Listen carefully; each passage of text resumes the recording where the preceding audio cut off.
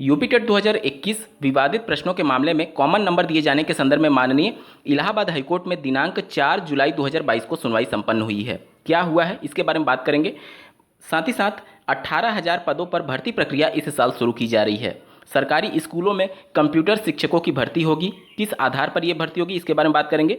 साथ ही अग्निपथ योजना जो कि केंद्र सरकार की योजना है उसको लेकर के अभ्यर्थी अब माननीय कोर्ट में जा चुके हैं। साथ ही बात करेंगे यूपी SSS आयोग के द्वारा जारी किए गए नई भर्ती के विज्ञापन के संदर्भ में और उत्तर प्रदेश सरकार के द्वारा 100 दिनों के जो उपलब्धियां बताई गई हैं उसके बारे में भी डिटेल में बात करेंगे और शिक्षा विभाग से जुड़े अन्य महत्वपूर्ण खबरों को भी देखेंगे। अंत तक जुड़े रहिएगा। नमस्कार दोस्तों, मेरा नाम है नीरज और आप देख रहे हैं करियर बिट यूट्यूब चैनल। अगर आप इस चैनल पर पहली बार विजिट कर रहे हैं तो इसको सब्सक्राइब करते हुए बेल आइकन को प्रेस करना ना भूलें। सबसे पहले बात करेंगे यूपी टेट 2021 के विवादित प्रश्नों के मामले में जो कि माननीय इलाहाबाद हाईकोर्ट में विचाराधीन है। स्क्रीन पर वर्तमान केस स्टेटस देख पा रहे हैं। ये एक नया केस है जिसको फाइल किया गया है। इसकी जो पिटिशनर है उनका नाम है अंजू पासवान। आप स्क्रीन पर देख पा रहे होंगे पिटिशनर का नाम।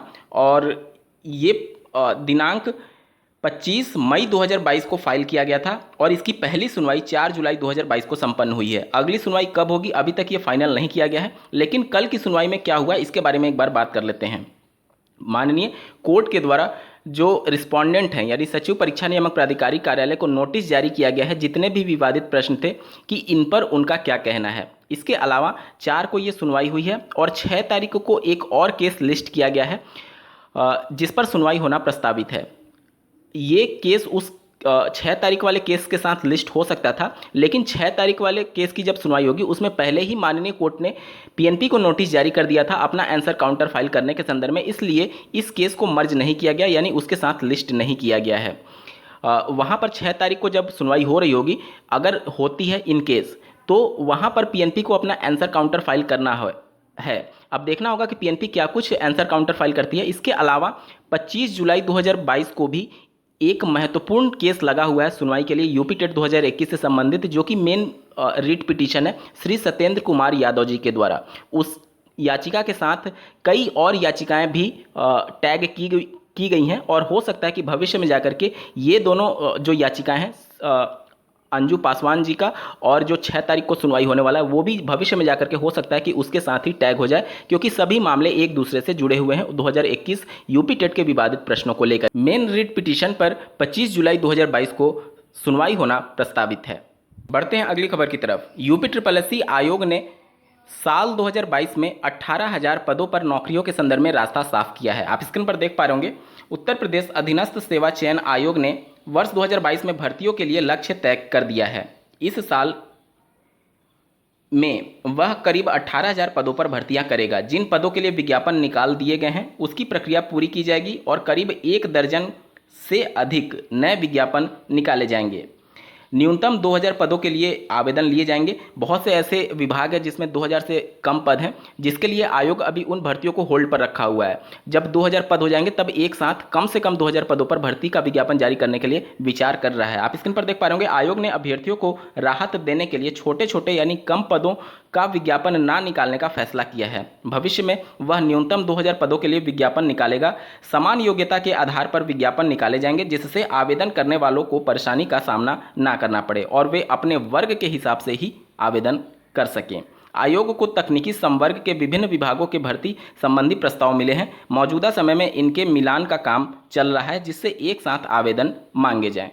यूपी SSS आयोग के द्वारा दिनांक 4 जुलाई 2022 को एक भर्ती का विज्ञापन जारी किया गया है। आप स्क्रीन पर देख पा रहे होंगे मुख्य सेविका भर्ती के लिए यह विज्ञापन जारी किया गया है जिसके लिए सिर्फ महिला कैंडिडेट ही एलिजिबल हैं और ग्रेजुएशन मिनिमम एजुकेशनल क्वालिफिकेशन मांगा गया है, जिसमें कुछ सब्जेक्ट आपके होने चाहिए जैसे कि साइकोलॉजी हो गया, गृह विज्ञान हो गया।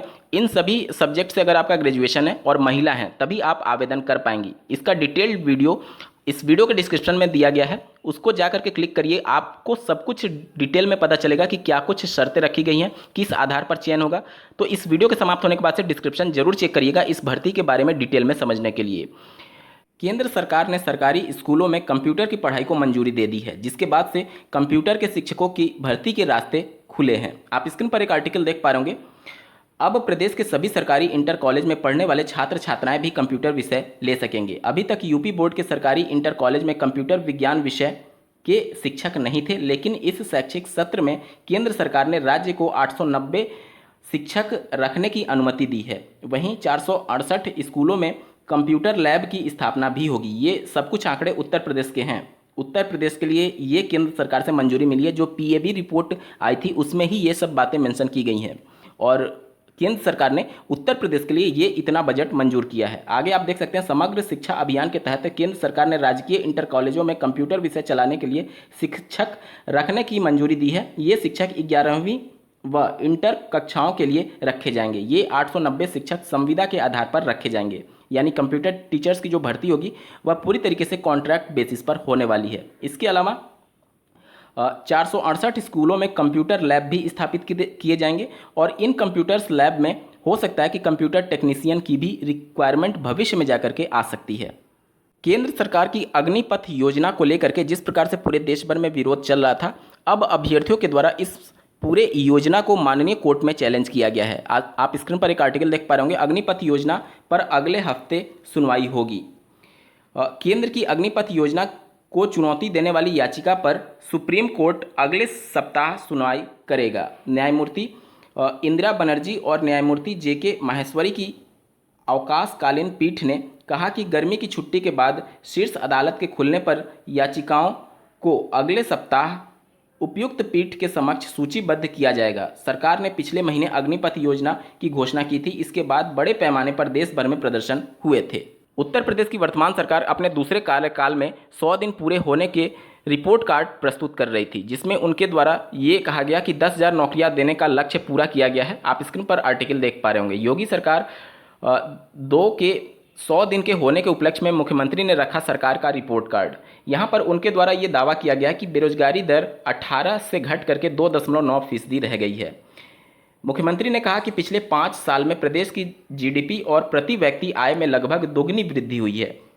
मतलब कि जो सामान्य आदमी है उनकी आय दुगनी हो चुकी है पिछले 5 सालों में, ऐसा दावा किया जा रहा है। प्रदेश के बजट को भी दुगना किया गया है। CMEI के ताज़ा डाटा के अनुसार प्रदेश में 2016-17 में बेरोजगारी दर 18% थी, जो घट करके 2.9% रह गई है। यह औद्योगिक निवेश, दी गई सरकारी नौकरी, ODOP स्कीम, विश्वकर्मा श्रम सम्मान योजना और अन्य योजनाओं को आगे बढ़ाने का परिणाम है। 2018 में एक जिला एक उत्पाद योजना शुरू की गई थी। 21 सेक्टोरल स्कीम लागू करने के बाद बेहतर परिणाम सामने आए हैं। जितने लक्ष्य रखे गए थे उसमें से सरकार ये दावा कर रही है कि लगभग 70 से 80% को कंप्लीट कर लिया गया है। आप स्क्रीन पर देख पा रहे होंगे, मुख्यमंत्री ने कहा सरकार 33 बचे संकल्प जल्द पूरे करेगी। माननीय मुख्यमंत्री श्री योगी आदित्यनाथ ने कहा कि उन्होंने जो कहा सो करके दिखा दिया। भारतीय जनता पार्टी के लोक कल्याण पत्र में शामिल 130 संकल्पों में से 97 पूरे कर दिए गए हैं और बाकी बचे 33 संकल्पों को सरकार जल्द पूरा करेगी। बीते 100 दिनों में कानून व्यवस्था को और बेहतर कर निवेश के लिए माहौल बनाया गया है। नतीजतन 80,000 करोड़ का निवेश राज्य में हुआ है। यहाँ पर आप देख सकते हैं कि पूरा यहाँ पर उनके द्वारा ब्यौरा बताया गया कि किन किन विभागों में क्या कार्य हुए हैं। तो ये थी आज की कुछ प्रमुख खबरें। ऐसे ही महत्वपूर्ण अपडेट के लिए इस चैनल को सब्सक्राइब करना ना भूलें। इस वीडियो को देखने के लिए आपका बहुत बहुत धन्यवाद। भगवान करे आपका दिन शुभ हो।